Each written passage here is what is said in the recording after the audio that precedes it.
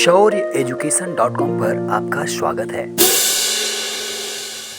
Hello guys, कैसे हैं आप सभी। मैं हूं संदीप कृष्ण पांडे और आप सभी का स्वागत करता हूं आपके अपने यूट्यूब चैनल शौर्यएजुकेशन.com पर। प्यारे दोस्तों, कक्षा 10 के छात्र और छात्राओं की विशेष मांग पर सभी छात्रों ने कहा कि सर हम लोगों के लिए भी एक वीडियो अंग्रेज़ी का बनाएं, एक नहीं और वीडियो बनाएं, परंतु डेमो के लिए तो एक वीडियो आप हम लोग को ज़रूर भेजें। तो उन्हीं बच्चों के लिए आज हम बात करेंगे कक्षा 10 के इंग्लिश में प्रोज पहला चैप्टर, जिसका नाम है ए लेटर टू गॉड, यानी जिसका अर्थ है एक पत्र भगवान के लिए। इसके लेखक हैं जी.एल. फ्यून्स। कौन है? GL. Fuentes. It is the best chapter of the prose. बहुत ही अच्छा चैप्टर है। यह एक किसान के ऊपर आधारित है। किसान जिसका नाम है लेंचो। लेंचो जो है वह एक छोटा सा किसान है और पहाड़ की चोटी पर उसका घर है, वहाँ पर वो निवास करता है। उसकी एक पत्नी है और 2 बेटे हैं। संपूर्ण घाटी में उसका मात्र अकेला एक घर है जहाँ पर वो निवास करता है और वो बड़ी मेहनत करके फसल को उगाता है और बेच करके अपना जीवन निर्वाह करता है। तो ये कहानी बहुत इंटरेस्टिंग है। तो बिना समय गंवाए हम लोग कहानी को पढ़ते हैं, समझते हैं। अगर आपको ये वीडियो अच्छा लगे, समझ में आए, तो अपने दोस्तों, मित्रों और अन्य लोगों को भी शेयर करना, और एक लाइक तो बनता है यार, लाइक ज़रूर करना। So first of all, we will be study about the author. Who was author about this story? The author name is G.L. Funes, who was the famous writer and greatest writer of that time. यानी वे अपने समय के सबसे महान लेखक थे। He was a Mexican poet, novelist and also journalist. वो novelist यानी उपन्यासकार और जर्नलिस्ट यानी पत्रकार भी थे। The story revolves around the ideas of having unquestionable faith in God. ये जो कहानी है एक ऐसे किसान की जो भगवान के ऊपर अनक्वेश्चनेबल यानी जिस पर कुछ कहा ही ना जा सके, इस प्रकार से वो भगवान पर विश्वास रखता है। तो उसी के ऊपर आधारित कहानी है। चलिए स्टार्ट करते हैं। The house the only one of in the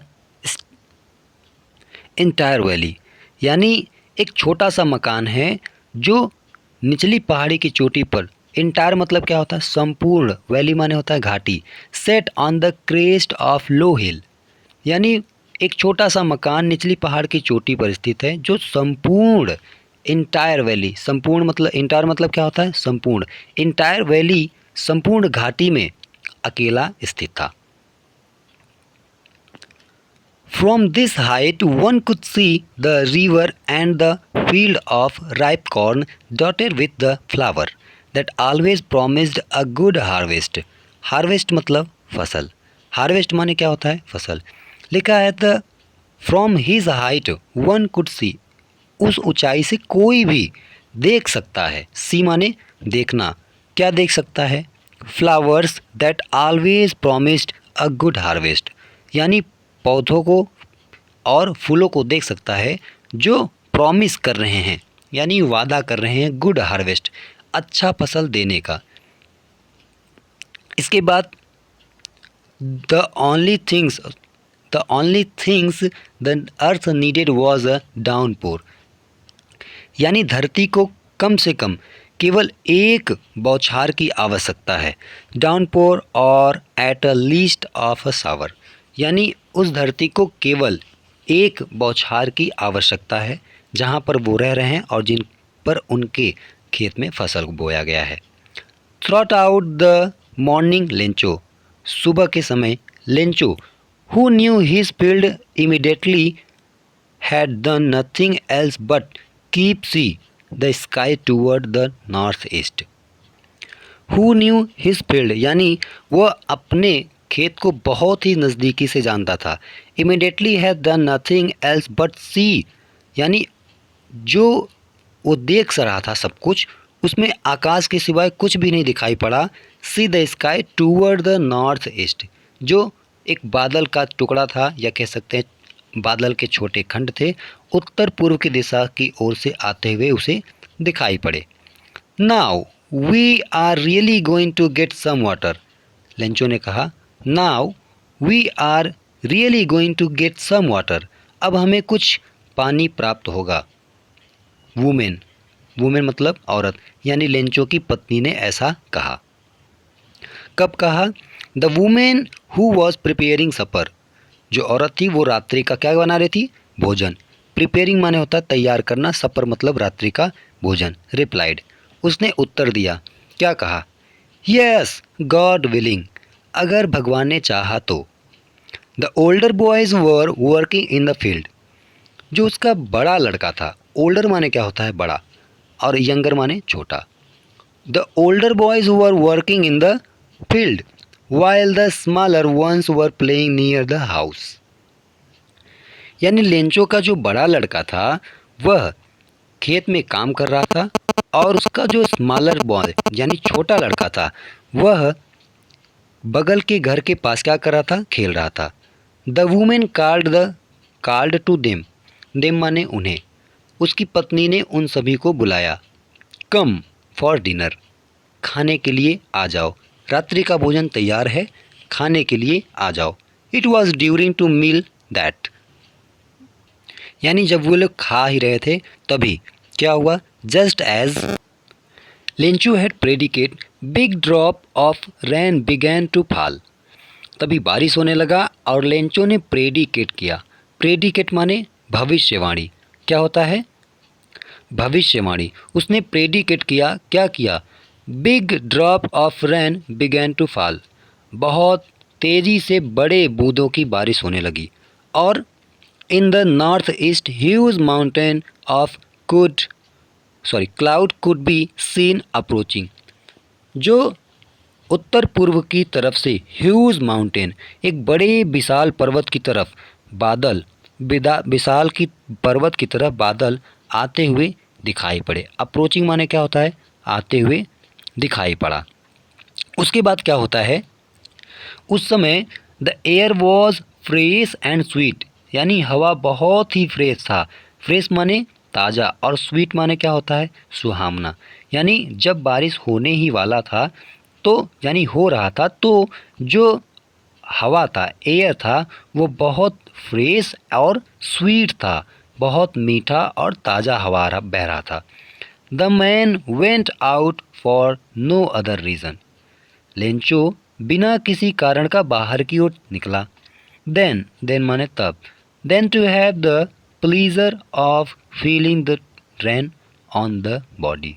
जब उसके बदन पर, बॉडी माने शरीर, उसके शरीर पर, बदन पर पानी गिरा तो प्लीजर ऑफ फीलिंग, उसने प्रसन्नता महसूस किया। प्लीजर माने क्या होता है? प्रसन्नता। प्लीजर ऑफ फीलिंग, उसने प्रसन्नता महसूस किया। The rain on the his body, जब उसके बॉडी पर बरसात की बूंद पड़ी। And when he returned he explained, यानी जब उसने बाहर से अंदर की तरफ आया तो उसने एक्सक्लेम किया, यानी व्याख्या किया, अपने घर वालों से कहा। क्या कहा?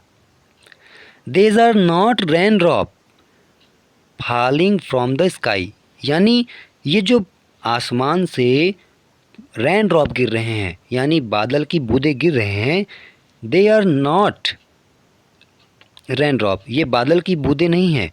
तो क्या हैं? दे आर न्यू कॉइन्स, ये एक नए सिक्के हैं। क्या हैं? नए सिक्के।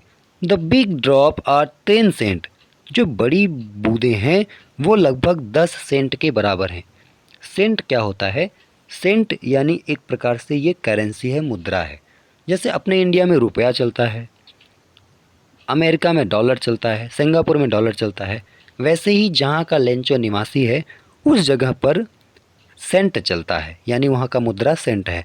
तो वो कह रहा है कि the big drop are 10 cent pieces and the little ones are 5, यानी जो बड़ी बूंदें हैं वह 10 सेंट के बराबर हैं, और जो छोटी बूंदें हैं वो 5 सेंट के बराबर हैं।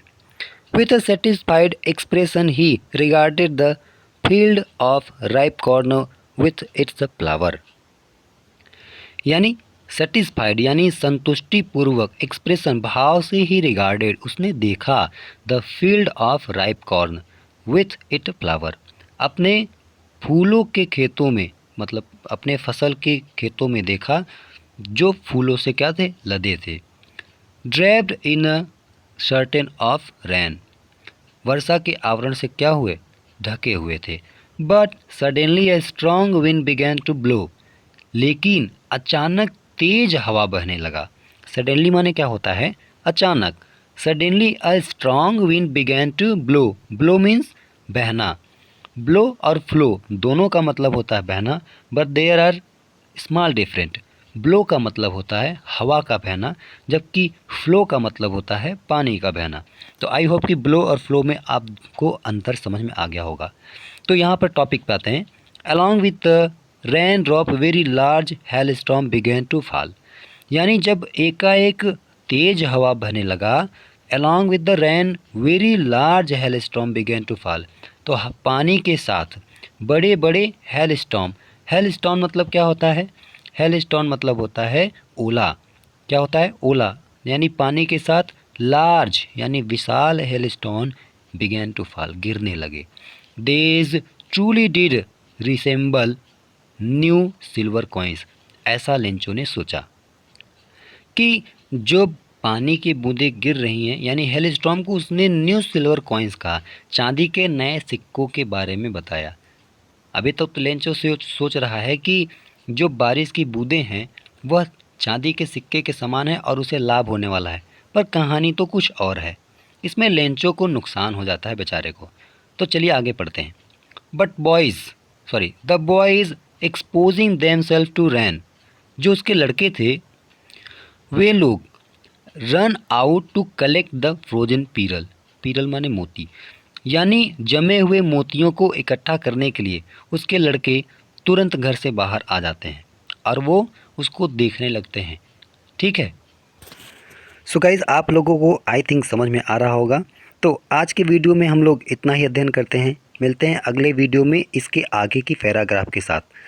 तो अगर आपको वीडियो समझ में आया तो एक बार लाइक कर दो और कमेंट करके बताओ कि क्या आपको ये जो मैं पढ़ाया समझ में आया या नहीं आया, या कैसा इस प्रकार का टॉपिक और बेहतरीन बनाने का है, या फिर कुछ और परिवर्तन करने की बात है। तो आप लोग लाइक करो, सब्सक्राइब करो और दोस्तों को शेयर करो। आज की टॉपिक में इतना ही। मिलते हैं अगले टॉपिक में, इंग्लिश के प्रोज में अ लेटर टू गॉड के इसके बाद वाले पैराग्राफ में। तब तक के लिए जय हिंद, वंदे मातरम। मैं संदीप कृष्ण पांडे।